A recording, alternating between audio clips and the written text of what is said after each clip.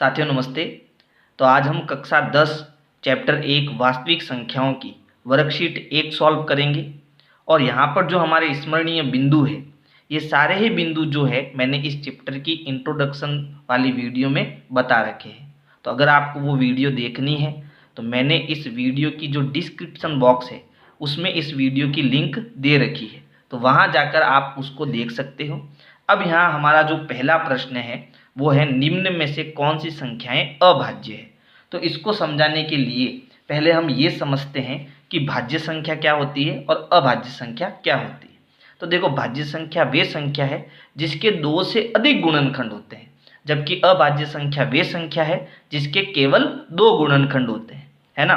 तो यहाँ पर देखो, हम उदाहरण से समझते हैं कि भाज्य संख्या कौन सी होगी और अभाज्य संख्या कौन सी होगी। जैसे अगर मैं बात करूं 2 की, ठीक है, तो 2 में किस किस का भाग जाता है? 1 का भाग जाता है और 2 का भाग जाता है। तो 2 के कितने गुणनखंड होंगे? केवल 2 गुणनखंड होंगे।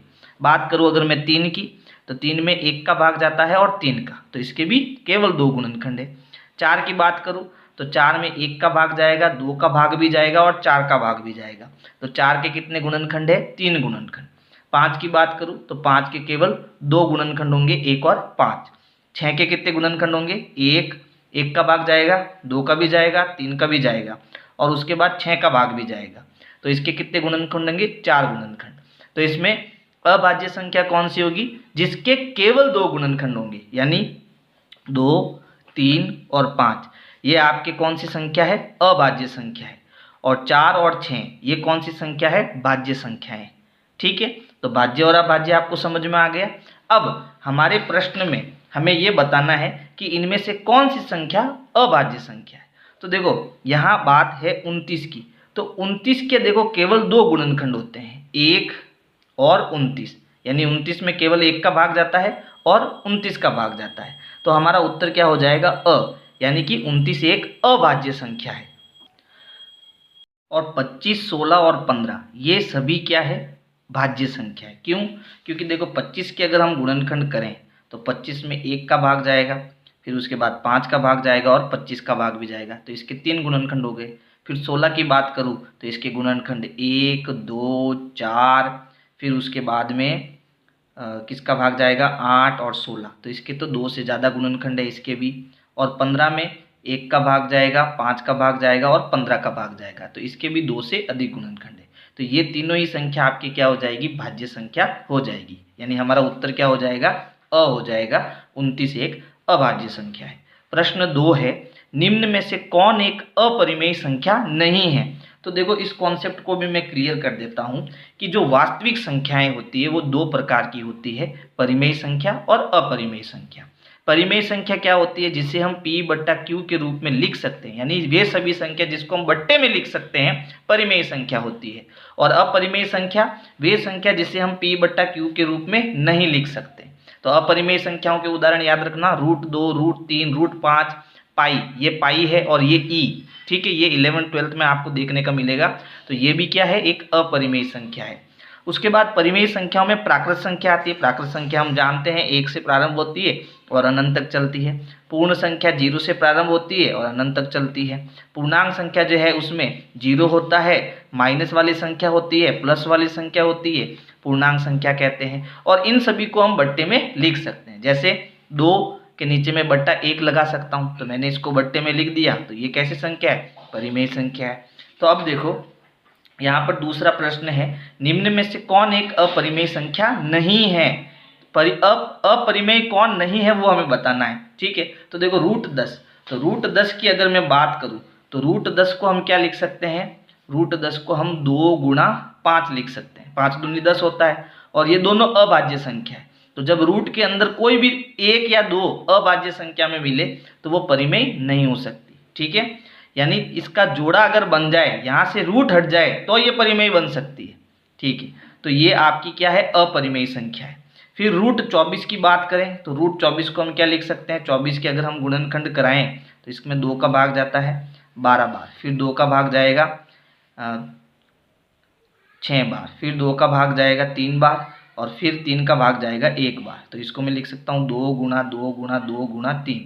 तो अब देखो, 2 का जोड़ा बना तो ये 2 वर्गमूल से बाहर आ जाएगा, ठीक है।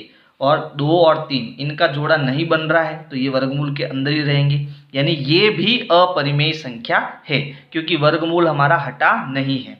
चलो अगर मैं 35 की बात करूं तो 35 में देखो, 35 को हम क्या लिख सकते हैं, √7 × 5, 7 पंजे 35 होता है, तो यहाँ भी जोड़ा नहीं बन रहा है और वर्गमूल नहीं हट रहा है, इसका मतलब ये भी अपरिमेय संख्या है। लेकिन 25 देखो, 25 एक पूर्ण वर्ग संख्या है क्योंकि 25 के गुणनखंड होते हैं 5 × 5, तो यहाँ एक जोड़ा बन गया है ना, तो जोड़ा बन गया तो इसको मैं 5 की घात 2 लिख सकता हूँ, तो ये वर्ग है और ये वर्गमूल, तो वर्ग से वर्गमूल हट जाएगा, उत्तर कितना आएगा, 5 आएगा। तो ये कैसी संख्या है, एक परिमेय संख्या है। और हमें बताना है जो इसमें अपरिमेय नहीं है, तो ये अपरिमेय नहीं है, तो हमारा उत्तर क्या होगा, द होगा। फिर देखो प्रश्न संख्या 3, √3 व √5 है, तो अभी हमने पढ़ा था कि √3 और √5 कैसी संख्या है, अपरिमेय संख्या है, तो हमारा उत्तर हो जाएगा अपरिमेय संख्याएं ब। अगला प्रश्न है वास्तविक संख्या क्या होती है, तो अभी हमने बताया कि वास्तविक संख्या परिमेय और अपरिमेय दोनों से मिलकर वास्तविक संख्याएं बनती है, तो हमारा ऑप्शन क्या होगा, परिमेय व अपरिमेय दोनों, स हमारा सही उत्तर होगा। पांचवा प्रश्न है 5.2372 है, कैसी संख्या है, पूर्णांक संख्या, परिमेय संख्या, काल्पनिक संख्या, इनमें से कोई नहीं। तो देखो क्या इसको मैं बट्टे में लिख सकता हूँ, 5.2372, पॉइंट हटाऊंगा तो पॉइंट के बाद 1 2 3 4 अंक है, तो 4 जीरो वाला नंबर क्या होता है, 10,000, तो इसके नीचे कितना आ जाएगा, 10,000।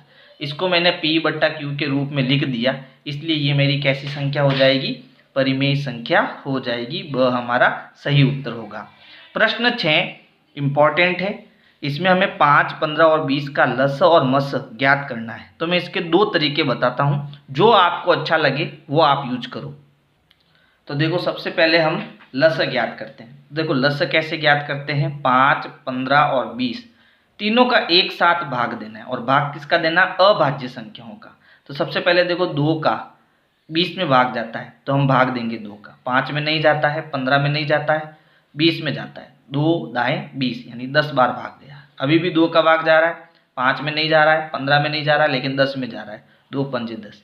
अब इन तीनों में 3 का भाग जा रहा है 15 में, तो पहले 3 का भाग देंगे, 5 में नहीं जा रहा है, इसमें जा रहा है, तीनों पंजे 15 है ना, और इसमें भी नहीं जा रहा है। अब तीनों में 5 का भाग जा रहा है, 5 एकम 5, 5 एकम 5 और 5 एकम 5। अब इन सब का गुणा करेंगे, वो इसका क्या होगा, लसअप होगा, यानी 5, 15 और 20 का लस क्या होगा, इन सभी का गुणा। तो इन सभी का गुणा करेंगे, 2 × 2 × 3 × 5, तो 2 दूनी 4, 4 त्रिया 12 और 12 पंजे कितना हो गया, 60, तो इनका लस कितना आएगा, 60। अब लस का मतलब क्या होता है, लस का मतलब होता है 5, 15 और 20 इनके पहाड़े में ऐसी संख्या जो तीनों में हो और सबसे छोटी हो, तो 5 के पहाड़े में 60 मिलेगा, 15 के पहाड़े में भी 60 मिलेगा और 20 के पहाड़े में भी 60 मिलेगा। इसमें हमें 120 भी मिलेगा, लेकिन लसपा का मतलब होता है लघुत्तम समापवर्ती, यानी वह छोटी से छोटी संख्या, ठीक है, जो इन तीनों के पहाड़े में मिलेगी, तो वह छोटी से छोटी संख्या क्या होगी, 60 होगी।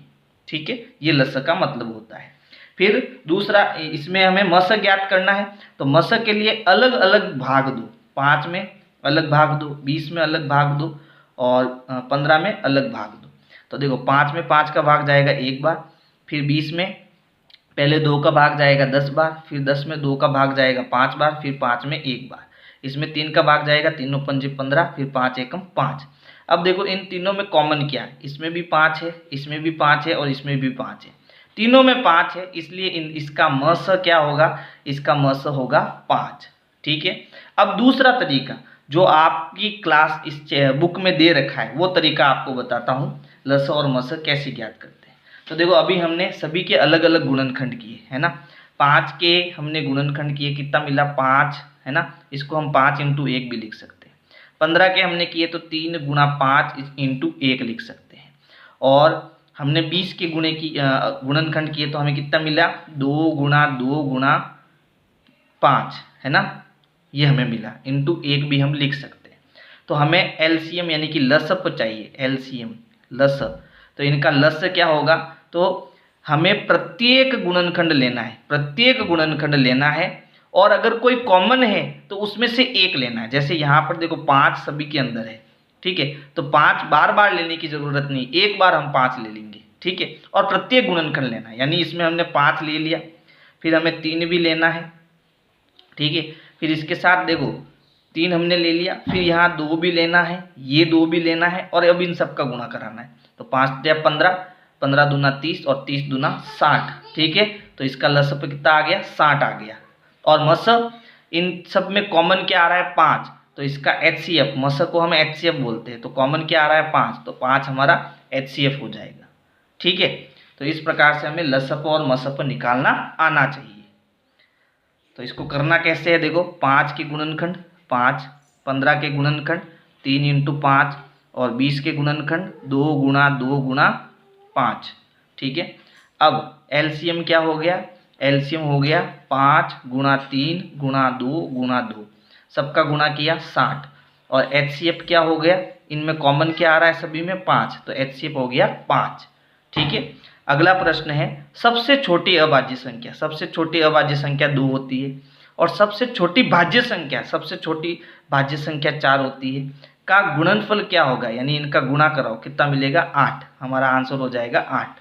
तो इस प्रकार से आपको वर्कशीट 1 करनी है। और अगर मेरे वीडियोज आपको पसंद आ रहे हैं तो वीडियो को लाइक करना है, अपने दोस्तों को शेयर करना है। Thank you.